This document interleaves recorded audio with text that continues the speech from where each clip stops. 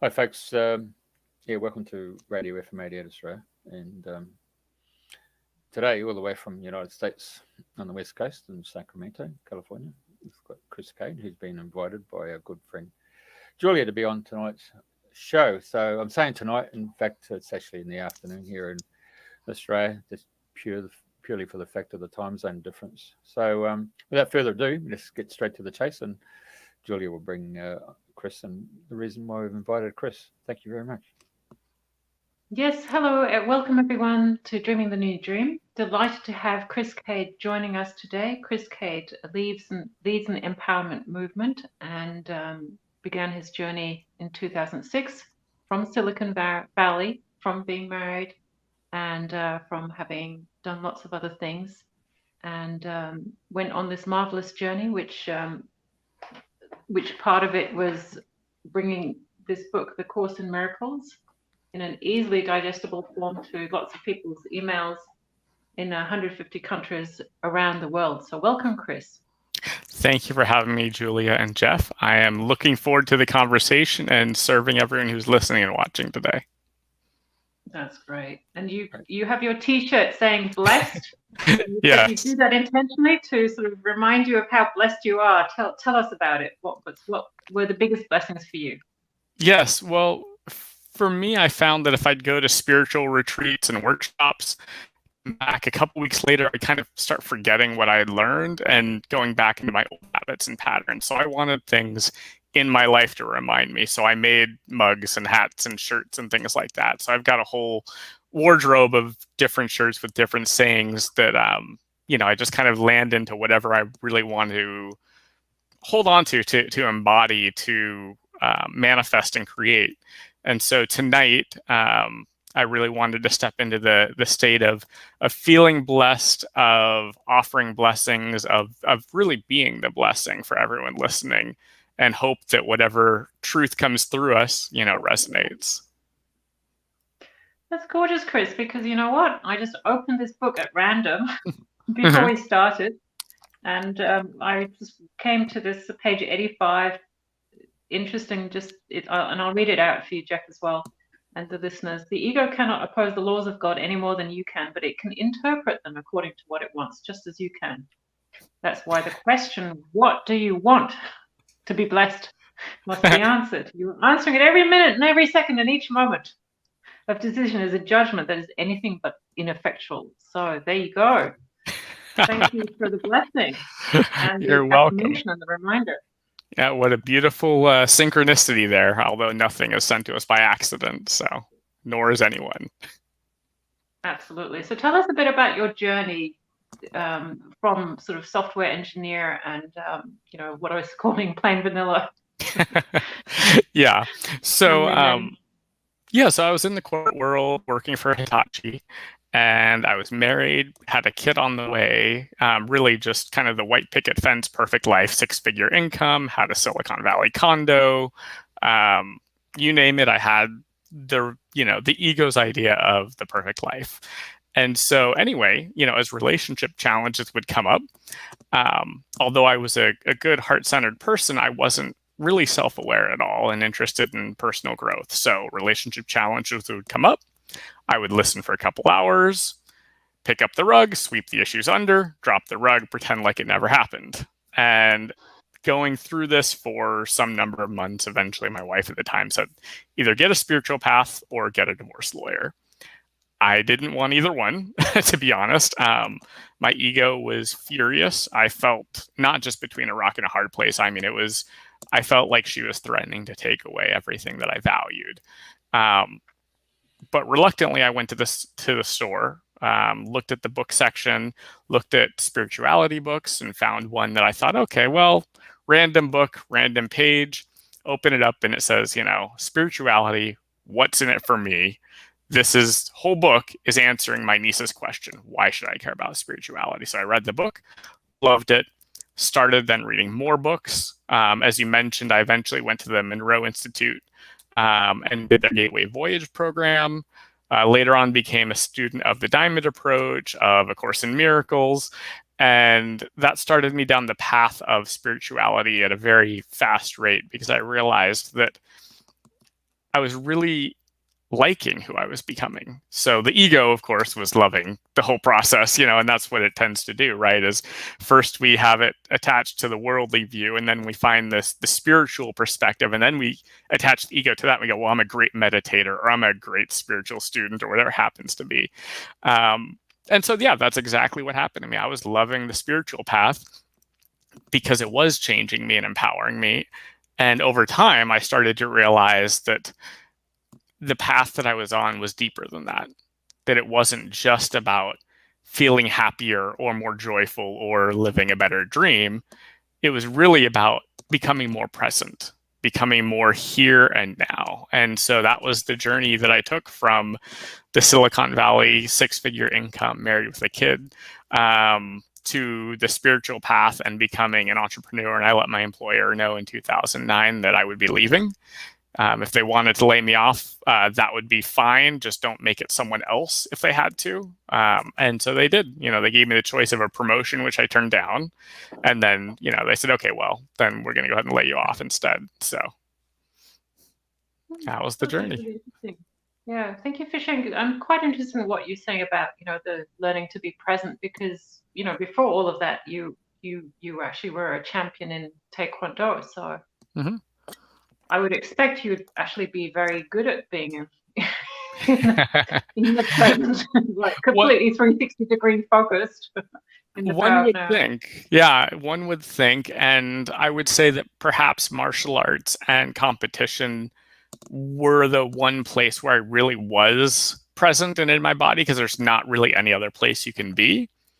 Outside of that, though, I often lived in the future in fantasy. I falsely believed that because I didn't live in the past, that I was living in the moment. And it took moving down the spiritual path to realize that that was also just a false dichotomy, because I was still living in the future, looking towards the next day, the next paycheck, the next adventure, whatever it happened to be. So yeah, martial arts did offer me, I guess, a brief moment of being present in an otherwise fairly non-present life. And tell us a little more about the Monroe Institute's Gateway Voyage program, because I think we've heard about that being that was the CIA, or was that the Army one where they were doing remote viewing? It's tied into that. So what happened was in the 70s, Robert Monroe, he was basically a radio. I don't know exactly what he did in the radio industry, but he was very into radio, and he started having out-of-body experiences spontaneously. He thought something was wrong. He didn't know what was going on. So he would sit there and get his psychologist friend to check him out. And his psychologist friend, you're good. He went to the cardiologist. He went to his doctors. Everyone said, you are completely healthy, so don't worry about it. So he kept doing these out-of-body experiences and allowing it to happen. What he then realized was that with his radio background, he could use brainwave entrainment frequencies to actually help facilitate that for himself. So he was one of the early, if not the earliest, pioneers of using brainwave entrainment for personal development and spiritual growth. He developed the Institute as a way of researching this. So he wanted to not just have it be kind of a pie in the sky, like fantasy type thing. He wanted people to actually be able to measure, to verify their experiences. And so he developed the Institute and started applying scientific processes to all the things he was going through, to the meditations and the brainwave entrainment and the processes and all that. So the first book I read talked about this guy's experiences at the Monroe Institute. I said, that sounds really interesting, because I always had kind of psychic orientation, that resonated with me. I had some psychic type experiences when I was younger. So even though I didn't think of myself as spiritual or personal growth oriented, I still had some of those experiences. So reading about them in the Monroe Institute really intrigued me. It made me say, okay, well, what is it like to be more than my body, to feel myself as more than my physical body? And that's the whole premise of the path with the Monroe Institute. And so the Gateway Voyage program is a week-long program that has guided meditations with brainwave entrainment. I think it's about 3 times a day. And we go through processes, do self-exploration, come back in a group, facilitate and grow. And so you had brought up Stargate, CIA, and remote viewing. So where that ties in is Robert Monroe's daughter married Joe McMoneagle, and Joe McMoneagle was the main guy in the CIA Stargate program. He was basically the one that they were studying, that was doing most of the Cold War spying on Russia and everything else with the CIA. And so because he married into the family, he also teaches there sometimes, and they use his expertise for their remote viewing programs. Did you try remote viewing yourself? Yes, and I was quite surprised at how successful I was, because I didn't expect to be. Basically, all they did is they sat us in a room and said, here's some coordinates. And I was like, coordinates? What do you want me to do with these? And they said, start drawing. So I just drew whatever impressions came to me. And lo and behold, I drew, a box, I drew a river, some trees, a big arch. I didn't know what I was drawing. Later on, they showed us, and it was a picture of St. Louis with the arch, and the view was actually from the way that my drawing had been done. And so for me, it was really kind of jolting, because, I just, to believe in psychic phenomena, to have a few experienced is one thing, but then to be faced with evidence that I can't deny of my own, it really made me think differently. And it was good to have that experience early on in my spiritual path to help wake me up, to help me look at myself as larger than myself and realize that whatever this is, and there's many belief systems, and I don't purport to have any answers as to what connects us all in, spirit. I mean, I use spirit, God, universe, we can use quantum field, creation, source. I think any of those, depending on the person, can work. I don't know what the answer is, but my experience as a software tester in Silicon Valley is that I don't need to know the answer, the mechanism of how it works. But as a tester, I would put inputs into a system and see what came out.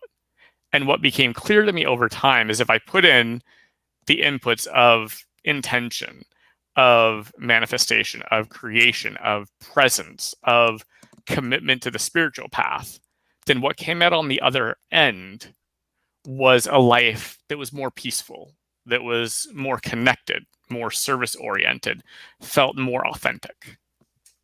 Mm.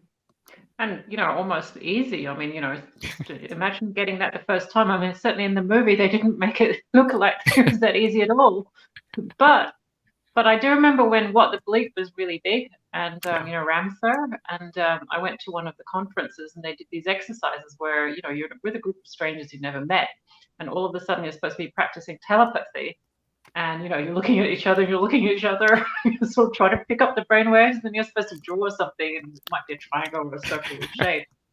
But that was just one of the experiments to prove that, it is possible, or that the brainwaves, don't actually have to be expressed through vocal communication, but they seem to be projected and arrive.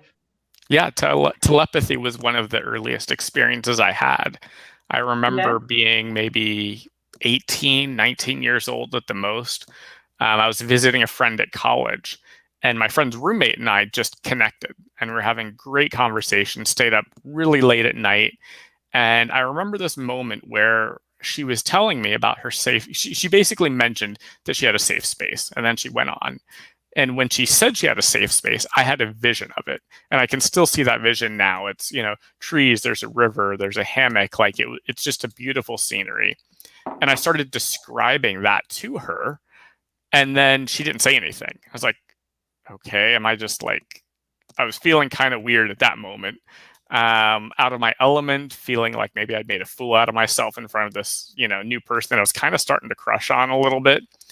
And so I asked her, about a week later, hey, when I described your safe space, was that it? And she said, that was exactly it. And so then, the week later, college was starting for me. It was the first day of college. Maybe it was before or after that. I don't remember the exact timeline, but around that time, first day of college, and we're going around the room, and this teacher says, hey, tell us your name, your major, and your favorite cookie. And so people are going around, and in my head, I hear macadamia nut. and the very next person says their favorite cookie is macadamia nut. And I'm like, okay, I can't deny what's going on. I don't understand it, but I can't deny it. And so for me, I've always been a tester. I mean, even in those moments, like it's not enough for me to have the experience without some way of validating it. Because I really feel that if we're going to walk down any path and support others to lead them, to teach them, or just to be by their side, whatever that looks like, if we're going to say that we're walking down a path, I think it makes sense to be able to say, based on my experience, here's what I know, because, there's so many different belief systems, and spirituality has a ton of them. And it's easy to get caught into, again, the spiritual ego side of things, which belief system is right, why is it right, and so on. Whereas when we can actually step into the present moment and say, well, based on my direct experience, this is what I found to be true, and I hope it supports you. That gives people the freedom to have their own experiences, to walk their own path, and to find out what's true for them. Because if we're talking about quantum physics, and if that model is valid, then we could have a lot of different belief systems manifesting in different ways, different places, and so on. And so it would be really arrogant of me to believe that somehow I would know better than someone else's direct experience. Oh, absolutely. I think that's fair. But as you say, then shaping the collective consciousness in a way that's empowering and transformative seems to have been part of your path. So yeah, in terms of the Course of Miracles, which is how we connected, what direct experience did you have that persuaded you that this was worth backing, not just with with your time and a lot of time commitment and resources? Right. Can I just interrupt there? Because absolutely. This question is still going around in my head, and you've left me right to the very beginning when you told me about the wife's giving you a choice, and it's been playing in my head. Have you still got the wife and you still got the child? 1 out of 2. My son is still with me. I'm a single full-time father as an entrepreneur, and part of that process was realizing that I wasn't in a marriage that was for the highest good, that we weren't ideal partners for each other. And so that's what led me to eventually file for divorce and go on our own ways. So that was, totally fine. Yeah, I just wanted to know how you got pushed. I just know how you got pushed there, and I'm thinking, okay, well, did you get pushed in the right direction, and did you remain? Well, that was the ultimate irony, right? The ultimate irony was the threat of divorce to stay together, and then ultimately my spiritual path is what led to the divorce. So that has definitely stuck with me over the years. And feel free to interrupt me anytime, because a conversation and connection, that's what this is about, being present. And so to come back to A Course in Miracles, I was living in San Jose at the time, and it was 2007, I want to say. And I went to a psychic like fair type place. And I had heard of A Course in Miracles. It's like July timeframe right now. And I see this booth on the side of A Course in Miracles. I'm like, okay, that's curious. I'll go over and walk and check it out. And the people there were just so peaceful and light-filled. And I just felt safe and at home with them. And so one of them said, hey, would you like a healing? And, keep in mind, this is at the very beginning of my spiritual journey. And so I said, sure, I'd love a healing. I don't know what that is, but I'll take one. I sit down and they say, okay, close our eyes, sit there for a moment. A few minutes later, they say, okay, we're done. I go, where's the healing? Like, what's up here? Like, I feel the same, And so I thought, okay, well, I don't know what to do with that. But A Course in Miracles seemed legit. It seemed like these people genuinely were showing up in a way that was different than what I was accustomed to in my daily life. Yeah. So I went out and looked for A Course in Miracles, and I found the workbook.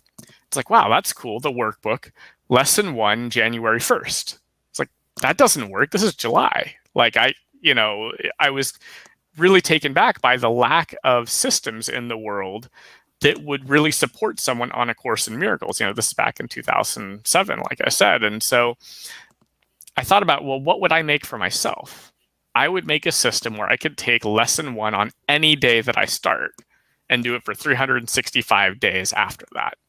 And so I literally made the system that I wanted just so I could study A Course in Miracles. And then I started giving that away to other people so they could take the daily lessons whenever they signed up. And that's how Julia ended up connecting, is through those daily workbook lessons. And so, yeah, for me, that was what happened. I needed a different kind of support in my life that wasn't available at the time. And now you can get that support in other places as well. But at the time, if you didn't start on January 1st, you couldn't get daily emails, that would start from the first lesson. So interesting, because one of our other speakers, she would remember Susan Lander, Jeff. She was trying to work out scheduling. She actually defaulted to Benjamin Franklin's method of scheduling. So she had his scheduling in the kitchen, and then he appeared and started having a chat to her about more than schedules. But I just really like listening to you, Chris, because I can really relate to it. And I just love the fact that you just organized it in a digestible form that you could deal with it, on your own terms. Yeah, I feel that's really important. People need to find the path that works for them. A Course in Miracles is very clear that it is but one path of many. The curriculum is not optional only when we decide we're going to take the curriculum. And so, some people, Buddha found spirituality in the tree, right? In just sitting, right? He also had lots of adventures and journeys, but ultimately found it in sitting. I also studied the Diamond approach for almost 10 years, and that's another path that was tremendously supportive. For some people, it's the Monroe Institute. For some people, it's Christianity, Judaism, Hinduism. I mean, it doesn't matter what the path is.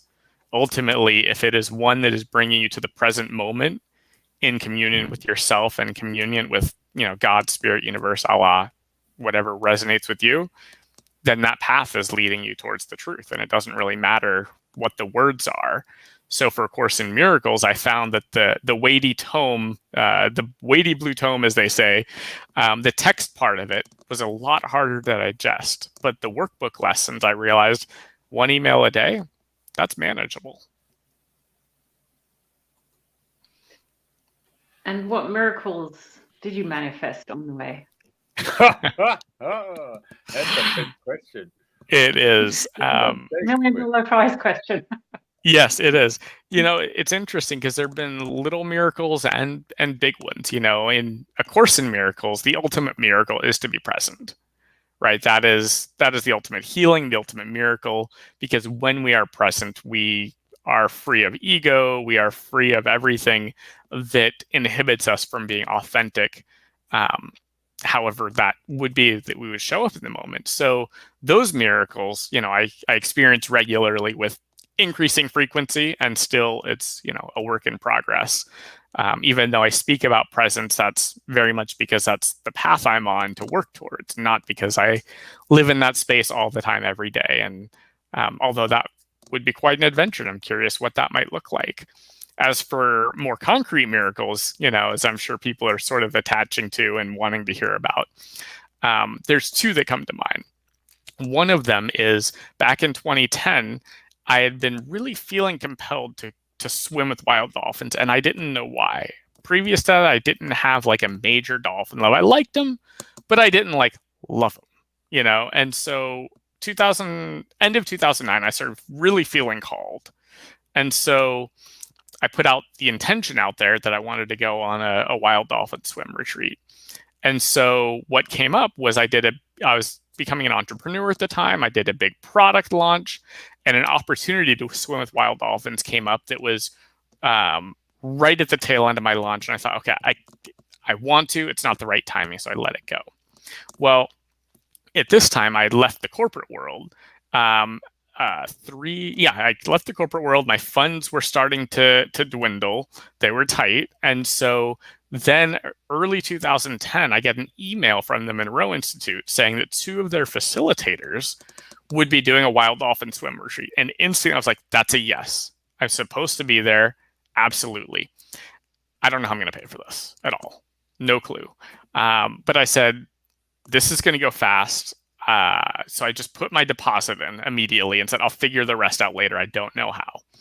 And then a few months later, as we're getting closer to the wild dolphin swim retreat, it turns out I get an unexpected check from an old real estate investment I had back in the corporate world that had liquidated some assets, and that covered a large chunk of the retreat. It wasn't 100% there.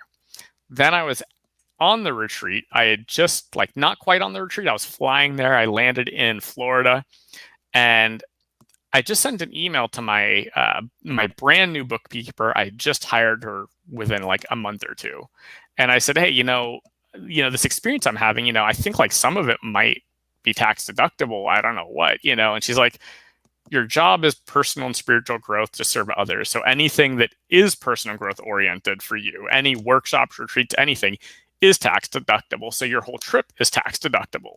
And I thought, wow. So between the money that came in from the real estate and the tax deduction, it covered the whole trip.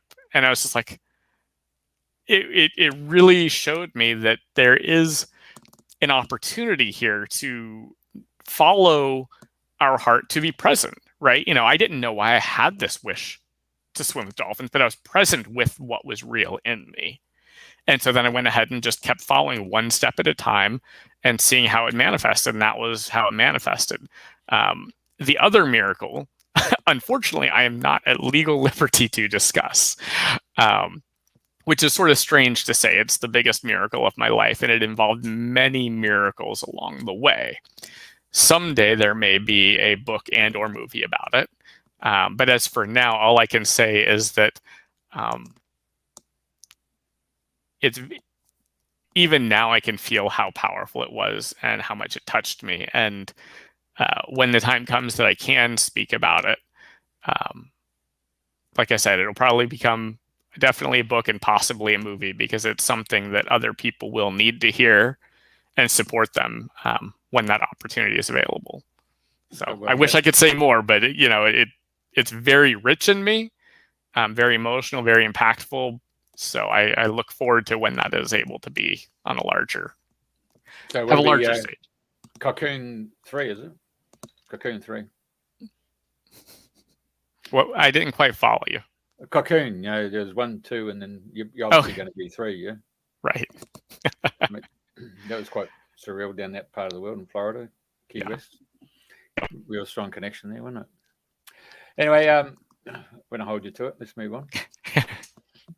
Yeah, no, that was that leap of faith that you made with the dolphins. Sounded, that's basically often what's needed. And when you were talking about the second one, we could feel the vibrations. Yeah. That you were in that place. So that it speaks volumes on its own. So what was it like swimming with the wild dolphins? Where was that? That was in the Bahamas, in Bimini specifically, and it was wonderful. There were moments, just being out in the big blue sea with the snorkel on, just floating there. And at one point, there was maybe 15 or 20 dolphins that all just swam at me and just, went completely around me and under me, because I was floating and around and under. And it was just it was, again, I don't have a lot of words for it. It was beautiful. It was overwhelming. It was abundant. It was magical. And, there were other moments with the dolphins, but that one really stood out as, as impactful. And it was great to go out, for a week and go out and look for the dolphins and swim with them. And then to combine that with the brainwave entrainment meditations from the diamond approach that we were doing morning and evening. I usually fell asleep in the evening meditations. The morning ones, I was good. I was awake and ready for. But after a whole day out at sea and swimming, by the time I got to nighttime, I'd be up for about 10 minutes, and then I'd just be out for the rest of the meditation. But it was great to have those experiences elevating our frequency and really helping us sort of get in sync with dolphins. Because one of the things that I love about dolphins is, they actually are whole brain thinkers, And so the fact that their hemispheres left and right are in sync all the time, except when they're sleeping. They literally shut down one side of the brain to sleep and then shut down the other because they're conscious breathers. But the idea that they're using their whole brain, all of their waking time, was really impactful, because that's really what brainwave entrainment seeks to do. we have left hemisphere in humans and right hemisphere. And what happens is brainwave entrainment sends one sound into the left ear and a slightly different one in the right ear. And the brain then tries to equalize and connect them, basically. By doing that, it connects the left and right brains. And so therefore, we can access deeper states of consciousness, creativity, focus. One of the great things about brainwave entrainment that I love is literally the right frequencies can control your brain state and make you hyper-focused or deeply meditative or, any of the other states of consciousness that we have. Yeah, they say that about Einstein, that he didn't actually have a bigger brain. He just had more connections between his right and left hemispheres. And that was why he could perceive and download. Jeff? I would do it. I would call it Jeff, have you experimented with brainwave? Imagineering, I call it. Yeah. Imagineering. Hey, I've had that experience with a school of dolphins up at Kona. Oh, really? Yeah, in Hawaii, yeah. So I've got underwood footage and all that stuff. Those Hawaiians, they're pretty cheeky. They call it leapfrogging. So they go out there, you've got to wear snorkel gear, and they go about 200 meters in front of the school, and they throw you in. And then the pod comes around. Oh, first time, mate, it was bloody amazing. So then you get back in the boat, and then the boat goes in front of the dolphins again. They throw you in again. They do it 3 times, eh? They're really good at it. And I tell you, they just come up so close to you, and you're getting pinged. But I've always had a relationship with dolphins. I mean, you just send out a thought, and then they come. But I think you were verbalizing, or just to say they talk in holographic pictures. And I remember one morning waking up, and I knew instinctively where I had to go, because they gave me the picture where I had to go on the Gold Coast. So I went down, and sure enough, in come the 2 dolphins, just like in the morning state. And we had this a connection. And of course, that Aquaman, where you get all the little circles. Yeah. So I traveled underwater. I was sitting on the side of on the beach there, but traveling underwater, and then linked up with the prime dolphin there, and they gave me this imagery of how to communicate with them in a particular key. Yeah. So I'm always looking for the appropriate person who knows how to work with a particular frequency in the key of E. So yeah. That's beautiful. So I fully understood exactly where you're coming from when you were talking about it. I was just taken back to that particular memory. So. Oh, I bet. And Hawaii is amazing. So did you get the whales too, or what? Because I just had an experience with whales last night, actually. Just out of Brisbane here, there's a place called Moreton Island. We went right up to the tip to the Cape Lighthouse there, and the whales were just coming up, and you could hear the whale song. It's just been amazing getting pinged by that as well. So, I mean, I suppose you watch Star Trek, the Voyage Home, where they went and saved the 2 whales. Star Trek 4, right? That was when that was the funny one where Spock brought in a lot more of his humor too. Yeah. Yeah. Yep. Watched that when my dad was a Trekkie, and so I ended up watching a lot of the episodes. Next Generation, most of the movies. I don't remember all of them, but that one definitely stuck out in my mind. I think that contributed to a change of consciousness on the planet to save the dolphins. I would say save the whales, but more importantly, instead of slaughtering them, going out there is a relationship in their habitat. It's become quite big business here on the east coast of Australia. Yeah. I unfortunately never swam with them. That is another experience that I would really like to have, and I look forward to. Yeah, 100%. Oh, yeah. Julia, back to you. Sorry. Yeah. So, Chris, you've talked a bit about the Diamond Project, and I actually don't know anything about it. Can you elaborate, please? Yeah. So, in this, going back to my story a little bit about spirituality and leaving the corporate world, in this process of where I had read this one book, well, at the back of it was a whole list of other books. And so what I did is I would have this experience where I would put 5 or 6 books out in front of me, see which one was calling me, and I would read that one. Once I finished it, I would repeat the process with, 5 books and so on. And so I went to the Monroe Institute as I mentioned, to the Gateway Voyage. While I was there, both of the facilitators had been Diamond Approach students for many years. And so they recommended reading a book called Diamond Heart Book 1. So I was like, okay, I bought the book because at the time I was still in Silicon Valley. So it's like, okay, I can buy as many books as I want. This is not relevant, And so I bought the book, didn't read it, still didn't read it, had it in front of me, pick another book. Finally, I picked up Diamond Heart Book 1 and read it. And I got to chapter 3, I believe it was 3.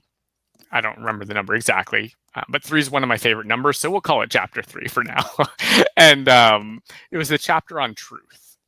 And it really struck a chord with me. It was the first time I had read something that actually changed my life. Because most of the time we read a book, we get some good ideas, maybe we get some practices, we apply a few things in our lives, but it's pretty rare that reading something fundamentally changes the way that we think. And so for me, Diamond Heart Book 1, the chapter on truth, it did that because it looked at what we really want to experience as human beings and gave me a new perspective. Because coming out of the corporate world, having the pretty white picket fence, ego's perfect dream, and so on, it pointed out that, when we want objects, really what we want is the feeling that we have, right? And that's a common law of attraction manifestation teaching, right? Is that we don't really want the object. We want what we are feeling. If we see a super fancy sports car, what we really want is the feeling of aliveness. When we have, want to manifest a soulmate, what we're wanting is deeper connection. We're wanting to feel more connection. So anyway, whatever it is that we think we want, what we really want is the emotion. And that's kind of the law of attraction manifestation teachings. Well, Diamond Heart Book 1, the chapter on truth, went one step deeper. And it said, if you're just chasing even the emotion of happiness, then you're still in the ego state, chasing what you think is happiness, what you think will make you happy. And so what Diamond Heart offered was, what if instead of seeking happiness, joy, connection, aliveness, what if instead of seeking those things, we did one thing only, and that is pursue the truth. Whatever it is, pursue the truth of our moment, the truth of ourselves, and allow that to reveal to us all these other things. And so that one shift made me realize that I don't need to pursue happiness. If I actually just focus on the truth, on being present, then if happiness is what the present moment would call for, it will naturally arise. And that was something that was really revolutionary for me, to realize that I didn't have to grasp at what I wanted. I could be here now and trust the moment to actually bring forth whatever it was that would be appropriate for that moment, whether it's joy, happiness, sorrow, right? There's all these emotions we can have that we might push away or grasp towards. And when we're present, they can arise authentically. And so the Diamond Heart Book 1 chapter on truth opened me up to that. And I thought to myself, if this is what a book could do, what could the actual school do if I worked with a teacher and a group? What would that be like? So I went to a group, and this is, I think, end of 2006, I want to say. And I had an experience there, and they were working on the relationship that we have between our pain and our compassion, and how when we can really know the truth about our pain, where it comes from in the present moment, we can find a deeper compassion for ourselves and others. And I thought, okay, this was a good teaching. I was still fairly solid in my ego. A good teaching. If they did it on joy, that would be great, because joy was the thing I wanted at that time in my life. So obviously, even though the book changed my life, still the challenges of spiritual development are that it's a journey, right? And so I can look back now and see that I was still grasping for that joy experience. I thought if they did all this spiritual growth and these processes on joy, now that would be something I could get behind. And so I kept coming every few months to the Diamond Approach. And after about 6 months, I looked back and said, wow, I actually like who I'm becoming. I like the changes in my life. I feel calmer. I feel more courageous. I feel more strength. And not like strength over someone, just the strength to be myself, the strength to be in the world, to be solid. And so that's when I said, and for that whole 6 months prior, every time I went, I would tell my teachers, I don't know if I'm coming back. And they say, that's fine. I said, I don't know if I'm coming back. That's fine. So 6 months later, I looked back and said, I'm in 100%. This is amazing and powerful and life-changing. So I studied that actively as a student for about 7 years in group with a private teacher, as well as a small group, the whole format that they have. And I found that it took me on a journey deeper into the present moment, because the Diamond Approach really is founded on a combination of using psychological and spiritual practices that support being present and support curiosity. And that's really all it is being present and being curious about your experience. And from that, honestly, I would say, and this is going to sound like a big promise, but everything good in life comes from that. If you can be present and curious, then that is everything that we could possibly want in life. And I didn't believe that for a long time. It sounded kind of pie in the sky, sounded kind of a little too spiritual to me. But what I realized as I got later down my spiritual path is that when I was genuinely present and when I was genuinely curious, there was no experience I could have that wouldn't bring me back to wanting to know myself more fully. And that's always a present moment experience, because we can't really know ourselves in the past. We can't know our future selves. We can only really have self-knowledge in the present moment. And I realized that was all I ever wanted, was to be present. And every time I wanted something else, I realized it points back to the present moment. Thank you for sharing that. I mean, that chapter 3 axiom was pretty groundbreaking. Yeah. Yeah, it was. It flipped my world upside down. Yeah. And that is, sort of, for me, it was more like Buddha, sort of suffering is in resistance or attachment to, chasing something or trying to run away from something. But like you said, if we tend to try and preempt stuff, and of course, as we grow up, we see somebody getting stuff and you get left behind, so you've got to run, or you got to get out of there before you get into trouble. So it's kind of this unconscious behavior, but it's all in response to trying to get an advantage or keep safe. Yeah. Well, you bring up something really important, which is the experience of healing on the spiritual path, right? Because so many of us come from a place of having some kind of trauma in our life, whether it's big or small.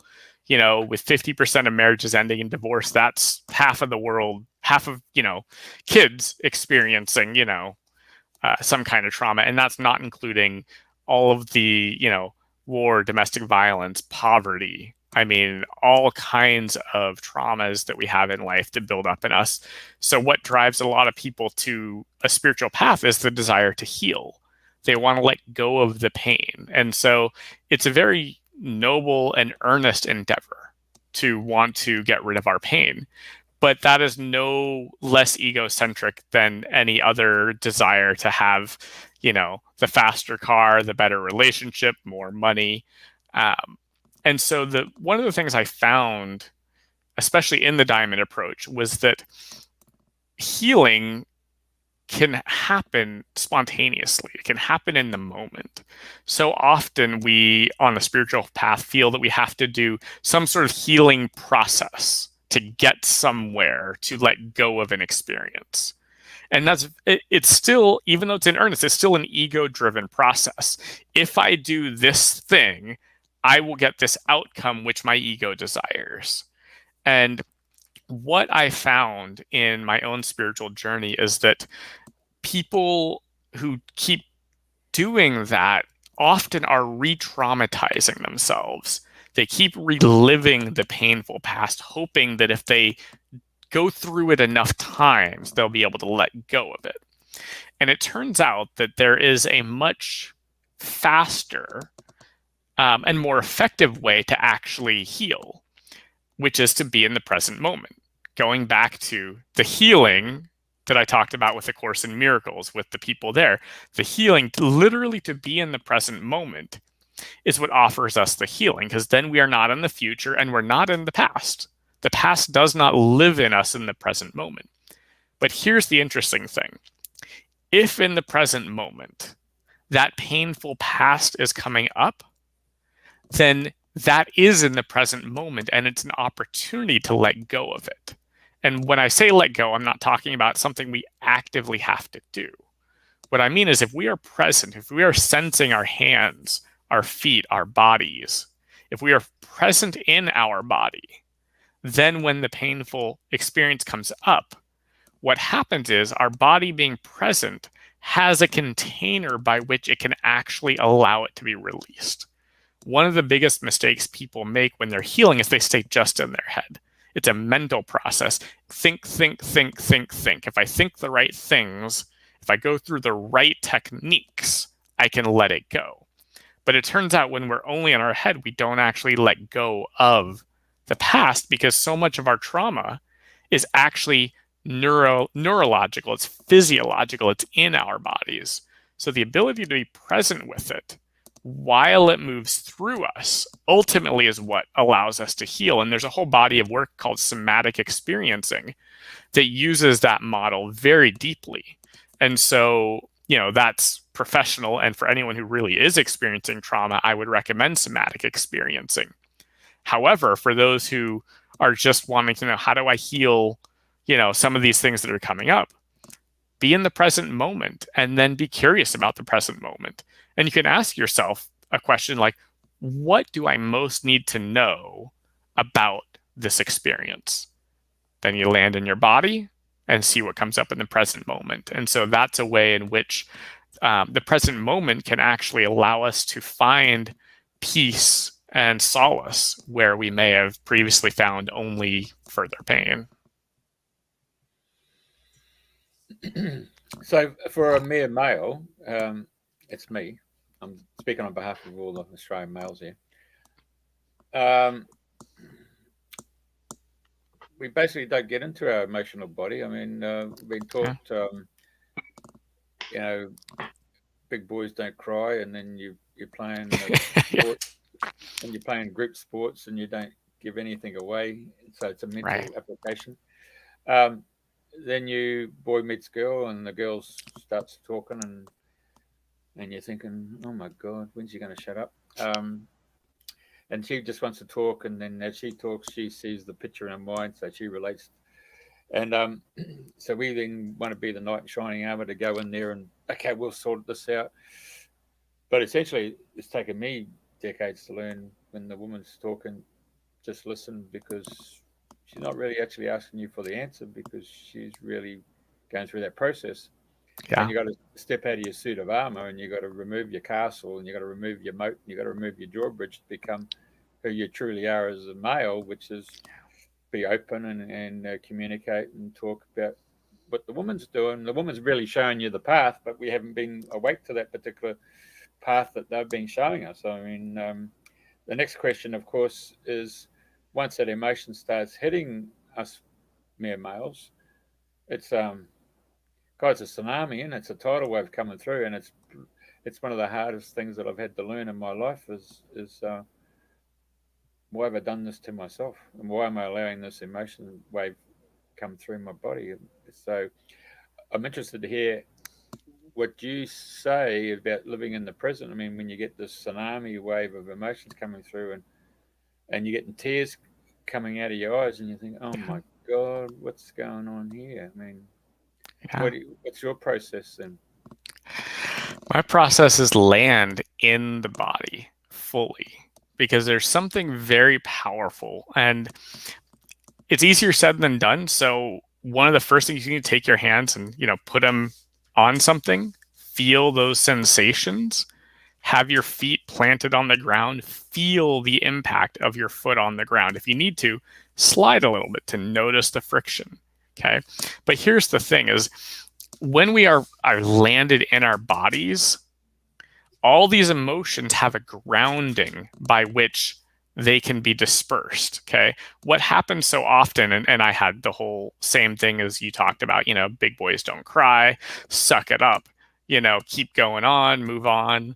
I was the pillar of strength whenever anything was going wrong or painful in the family. I was one that had to hold it together for everyone. And that is an old toxic masculinity patriarchal version of strength. But what you and I speak to is the courage and strength of the spiritual path. And when I talked earlier about having authentic strength, that's what it is, to be able to ground, to be solid in oneself enough so that when those feelings come through, and they can feel overwhelming, instead of getting lost in the head, which is where we often go, and especially as males, that's where we were taught to go. If we can actually fully land in the body, what happens is those waves of emotions have a place to land and then disperse. And so if you find it difficult to be in your body when the emotions come up, it's very powerful. If you can take deep breaths while it's happening, that's great. But if you can't remember to take deep breaths, the practice doesn't do you any good, right? And so one thing that I always advise is have reminders in your daily life to be present. Maybe it's a note on your, car, window or something, or on dashboard that says, take a deep breath. Maybe it's a note on your mirror in the restroom that says smile, or again, breathe. Maybe it's, for me, a reminder on my calendar that pops up every day that says, remember to meditate, right? Anything that brings me back to the present moment, because spirituality it's a path, it's a journey, it's a practice. It's not a destination. So if we get practice being present and landing in our bodies, one of my favorite things is to go for a walk, and I call it the truth walk, which is if there's anything I'm wanting to intend to manifest, I will think of that and go for a walk, and every step I think that, whatever it is, that is, if I'm wanting to be more present, think about being present, or inner peace, or compassion, or whatever it is I'm wanting to hold into in that moment. But I'll do this throughout my day when I don't need it. So that way, when the waves of pain come, when those moments that truly need healing come, I will have all of those moments of having practiced being present so that I can be present when it does happen. So I would say to anyone who's saying, what do you do when the waves of emotion come? Obviously you want to do your best to take deep breaths, sense your body, whatever you can do to land in the present moment. But really, it's like that whole adage, when is the best time to, when is the second best time to plant a tree today? When is the best time yesterday, or 10 years ago, whatever that one is. I'm sure I'm mangling up the metaphor completely, but, really, it's in the past. Going through being present and putting that intention out there that allows you to heal in the present moment when it comes up. So practice being present every chance you get so that when you need it, it's a skill that is well developed and a quality that is living more, fully inside you. So do you actually create a positive picture, like a form of attitudinal healing, where the waves coming through and you just let the wave come through, and you actually go in and ask, what you actually use your power of your hang on a sec, wait a sec. Okay, when you see that, or when you feel that wave come through, do you actually ask to see what it is that relates to? So you actually first of all find what the cause is, and then do you go there and ask what the remedy is, or you've just actually answered what the remedy is by allowing it to flow through you by being grounded? Well, the interesting part about your question is it still holds sort of a false dichotomy, because it assumes that there's a right way to do it in any given moment. And so what I would do is I would say be present in the moment, because in the moment, it will reveal to you, if you're really being present, it will reveal to you whether or not just being present will release it, or if there is some process, some question, some deeper understanding to look to. So sometimes it could be very much like I'm being present. The pain moves through me. I don't need to know anything about it. It's gone and I'm good and it's let go of. Other times the pain might come in and it'll say to me, you need to do this, this, this, and this when we're done with the pain, you know? And so that is the gift of the present moment, is that we don't have to default to a particular process. We can allow it to reveal to us what process, if any, is needed for the moment. So if you just allowed it to flow through without gravitating any mental thought to it, you've probably accomplished the biggest thing is, okay, I surrender with ease and grace, gone. Your only doubt would be, have I learnt the lesson? Do I get it repeated? In which case, I surrender again. And then, case, well, how did that come about? Is that when the mental comes in and say, "Oh, okay, I've verbalized that twice, and it's come through twice. Or maybe I ought to change my thoughts." And the mind is powerful in that it can either lead us astray, or it can be a laser that focuses in. Okay, if we're just sticking in our heads, it's just going to lead us astray because it's just more ego upon ego. But if we are in the present moment and we are able to ask a clarifying question like, what do I most need to know right now? Or is there anything else I need to know right now? Then in that moment, the mind is helping us cut through the moment, cut through all of the chaff so that we can see in the moment, the present moment will reveal to us, hey, you know what? What you need to do is this, or just let it go. Don't worry about it. Or you're going to go through this a few more times. Get ready. Right. So, it's not like you do it once and everything is hunky dory. It might be, it might not be, that's the present moment. But like you said, when we can be present and allow the mind to be present as well, right? It's easy to not include everything when I talk about presence. Like I've mostly been talking about, being in your body, but that includes the mind. That includes being present with the thoughts that may arise spontaneously that could be the exact thought we need to release us from the pain that we're feeling. So I would say, when possible, include the mind, include the body, include the heart, include the spirit, include anything that comes up. Even A Course in Miracles, the first, workbook lesson says nothing I see means anything. And then we're supposed to look at every single thing around us and say, this monitor means nothing. This webcam means nothing. These headphones mean nothing. And all it asks is that we don't exclude anything intentionally. So we don't look at the light and they go, or look at the picture of our loved ones and say, well, I'm not going to do the practice on that one because they actually matter to me. Right. So A Course in Miracles. Exactly. A Course in Miracles says, anything, nothing I see means anything. And so, you just come back to that, that's an example of where the mind, and A Course in Miracles really is a mind training program, but the mind can be used to cut through all of the distortions to see what's truly present when we let go of our ideas about everything.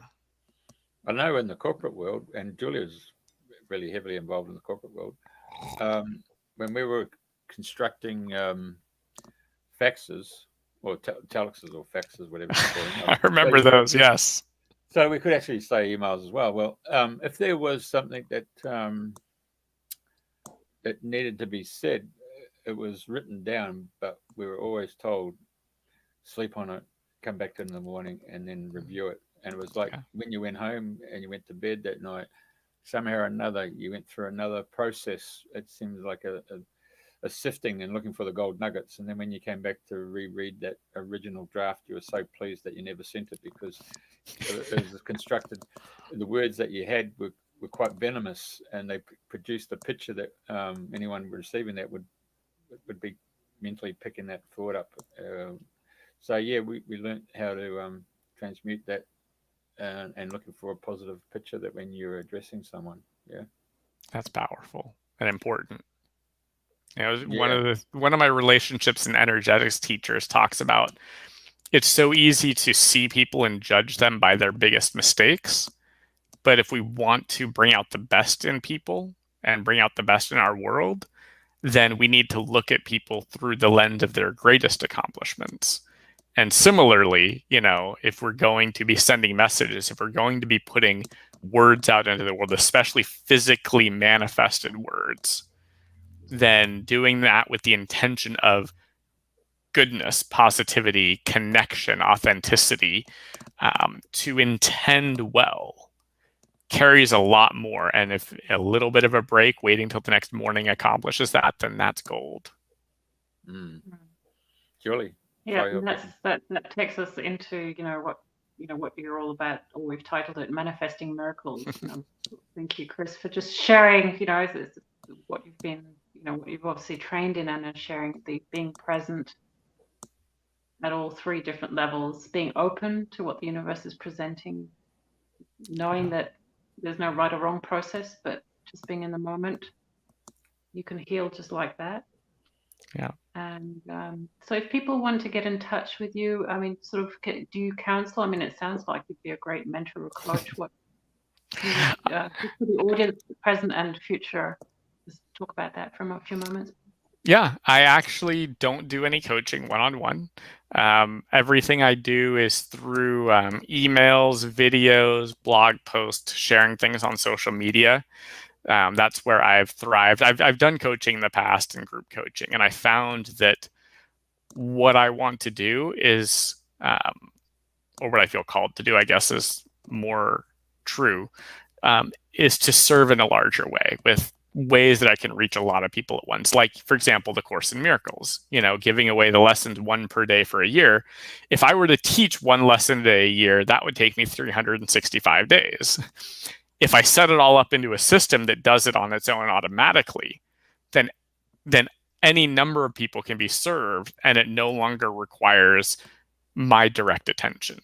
And so I tend to think in terms of, what I write. So you're mentioning how you receive my emails that are not just A Course in Miracles, videos, that I go on walks where I share my thoughts. And so for me, what I really want to do is empower people to think for themselves, to critically think, but also to pursue the truth. And so in doing that, I find that my truth is serving through websites, social media, emails, any way in which, even my words can be forwarded on to other people, for example, to serve others who are beyond our community. So you were asking how they can reach me. chriscade.com is the website where I post my work and my blog posts. I also have a website called spiritualgrowthevents.com. And that's where I basically give away a bunch of, free webinars or free summits, things like that. So from all different modalities. So if someone wants to learn meditation or Reiki or Tai Chi or, any number of things, they'll find that at spiritualgrowthevents.com, and it's all free. Because what I found was I used to sell my courses online, and Spirit called me to start giving them away.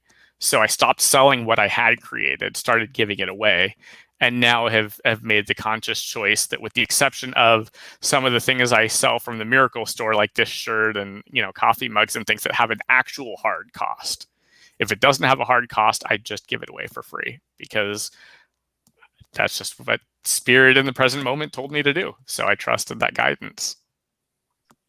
What was that site again? Spiritual events, what? Spiritualgrowthevents.com. Jeff is going to put that onto the awesome. So that people can do that. Well, thanks very much for joining us, listeners. You've been listening to Chris Cade on Dreaming the New Dream. Thank you very much, Chris, for joining us, and Jeff from Radio for Mediate. Thank you very much. Thank you both for having me. It has been a wonderful adventure, and I'm grateful to be of service. I'll just put that up there. I'll get this so when people can see it. Yeah, that's the one. Yep. Yeah, there you go. And I'll just do that. So I've got an idea what they're looking at. Right, yep. Okay, so that's all that. Put that back. Okay, so just remember, our show normally goes at 7 o'clock. So our listeners and viewers will come on later in the night to watch a show that's already been pre-done. So there'll be questions that will come in later on. So it's just a case of going back to the individual sites later on to add extra your commentary. Yeah, that's just part and parcel of doing the show a bit earlier, but mine. So we're really mind soulful about the fact that it's your time zone, which is now it's 4 o'clock, just gone past here in Australia. So what are you, 9 o'clock at night, 10 o'clock? Nope, 11 after 11 p.m. Yeah. 11 p.m. Well, thank you for staying up. During the week. Fantastic.